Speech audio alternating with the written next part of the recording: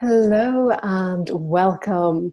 I am Sandra Ray. I am an author, healer, and spiritual teacher and a speaker, and I am so delighted to share this episode with you today and to talk about what is your vision for your life. This topic is so important.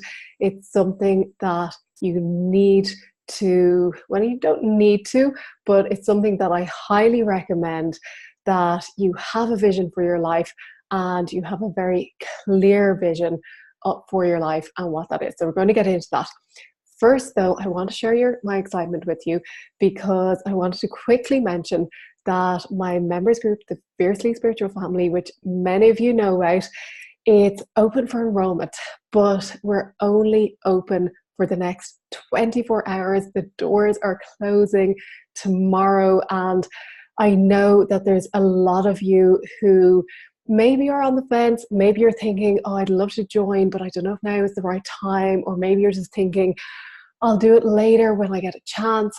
And to those of you who are thinking that, I just wanted to mention to go and do it now, join now, because I don't want you to go tomorrow or the next day and try and sign up and find that enrollment has closed. Because I do always get people emailing me after enrollment has closed and saying, I missed it, I didn't realize the doors are closing. So now you know. So if you want to join us, go and check it out. I'll put a link in the show notes. It's sandraray.com/family, and you'll get all the details in there.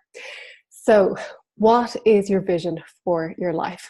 Okay, this is something that not every time, but most of the time, when I'm talking with clients, even when I'm talking with friends, and I'll ask people, they'll talk to me about some problem in their life.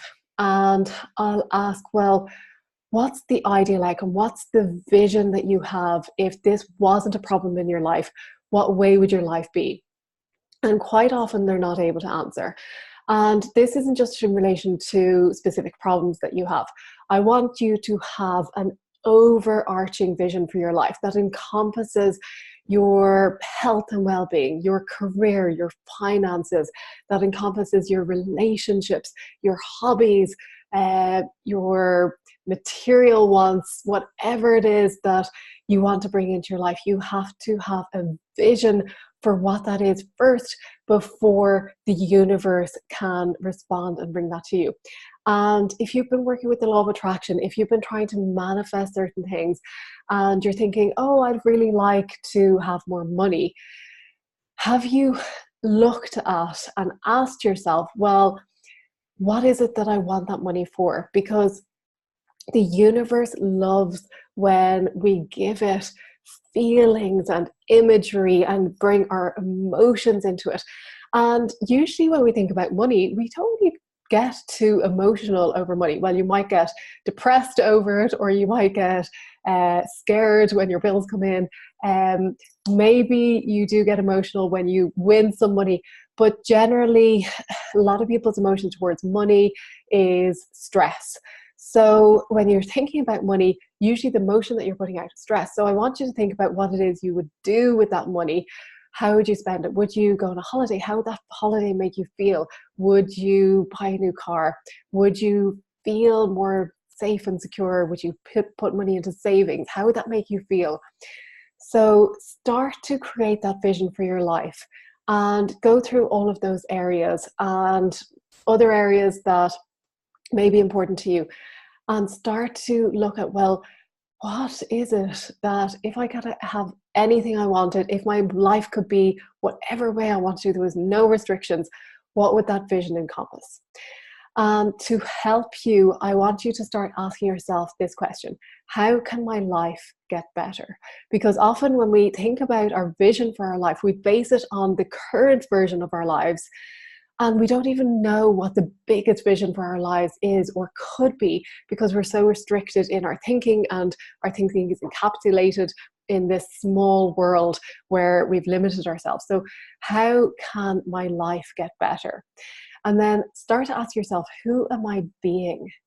Are you being the victim? Are you always in victim consciousness? Are you always complaining? Are you always feeling a victim of life? Or are you being empowered? Are you claiming your power? Are you living from a place of joy? Who are you being from, and in each day and in each moment? Who is it that you're being? Because if you're being the victim, if you're being the complainer, the worrier, the stressor, whatever it is, that's what you're going to get more of in your life. And it's not to say you can never worry or never complain. It's just to be cognizant, be mindful of who you are being from moment to moment. And then ask yourself, who am I becoming? Who is it that you're becoming? If you're currently in the victim mode, that's okay. There may be something there that you need to learn. There may be something that serves you in some way. But who is it that you're becoming? And ask yourself that question and just sit with it. You don't need to necessarily have an answer straight away, but just sit with it and tune into who it is that you're becoming.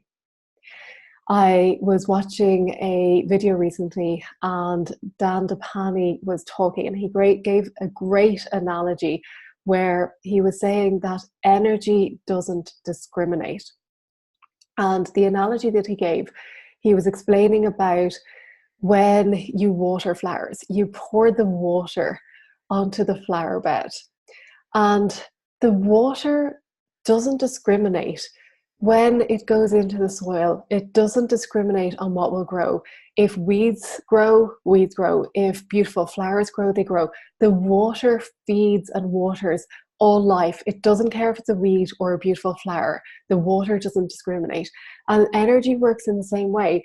If you send energy towards the things that you don't want in your life, if you're always complaining, if you're always feeling the victim, if you're always worrying, that energy doesn't discriminate. It is going to feed and allow those things to grow. What you focus on grows. So those complaints are going to grow into more complaints and give you more things to complain about. Those worries are going to grow and give you more things to worry about. So energy doesn't discriminate. So be very, very mindful of where you're focusing your energy. If you want more good in your life, if you have a huge vision for a wonderful, joyful, prosperous, healthy, amazing life, then that's where you need to start directing your focus, because energy doesn't discriminate, and you have the choice to direct your focus towards what is not wanted or towards what is wanted in your life. So start by creating that vision for your life. Start by developing that vision and going into it, have fun with it, being really, really detailed in all the little intricacies, in all the details of that vision and what that entails. And then don't be surprised if these things start manifesting, if they start coming out about with ease, because you may write things down. You may think, oh, I'd love to have, let's say a certain handbag or a certain pair of shoes, or I don't know, they're very materialistic, but I'd love to have a new friendship or whatever it is. And then you forget about it. And then suddenly you find that those things start popping up and start coming into your life, because that's what you're focusing on. You're getting really clear on your vision for your life.